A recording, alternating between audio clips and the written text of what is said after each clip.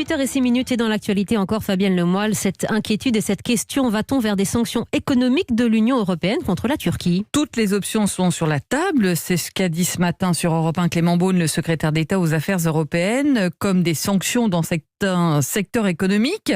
Clément Beaune qui trouve qu'on a regardé le régime turc avec trop de bienveillance pendant longtemps.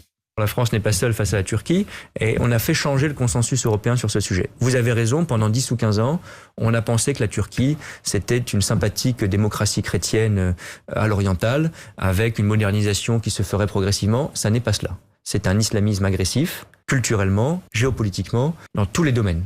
Bonjour Jean-Rémy Baudot. Bonsoir à tous, bonsoir Fabienne. Du service politique d'Europe 1, on entend la fermeté à l'instant de Clément Beaune au grand rendez-vous Europe 1, CNews, Les Échos. Mais concrètement, au-delà des paroles, comment cela peut se traduire ? Elle se traduira doucement, car c'est ça la réalité de la diplomatie. Oui, la France, globalement l'Europe, aimerait que la Turquie change d'attitude. La politique expansionniste de Recep Tayyip Erdogan en Syrie, en Libye, son positionnement agressif en Méditerranée, son soutien à la guerre contre le Haut-Karabakh, tout ça évidemment, ça tend les relations depuis plusieurs mois. Sur notre antenne, Clément Beaune l'a confirmé, toutes les options sont sur la table, de nouvelles sanctions économiques sont à l'étude. Elles seront en discussion lors du prochain Conseil européen du 11 décembre. Mais au final, on devrait constater des outils classiques, le gel des avoirs, sanctions individuelles.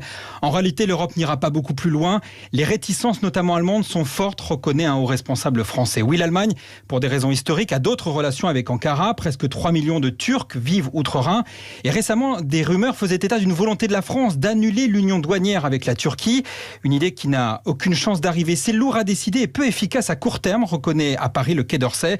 Et là aussi, l'Allemagne est contre.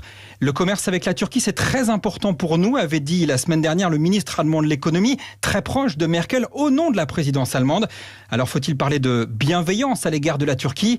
Il faut surtout comprendre qu'au-delà de la diplomatie, de l'économie, la Turquie, elle a la main sur la migration en provenance du Moyen-Orient. Et ça, c'est le plus puissant levier que a la Turquie face à l'Europe. Le décryptage de Jean-Rémy Baudot du service politique d'Europe 1.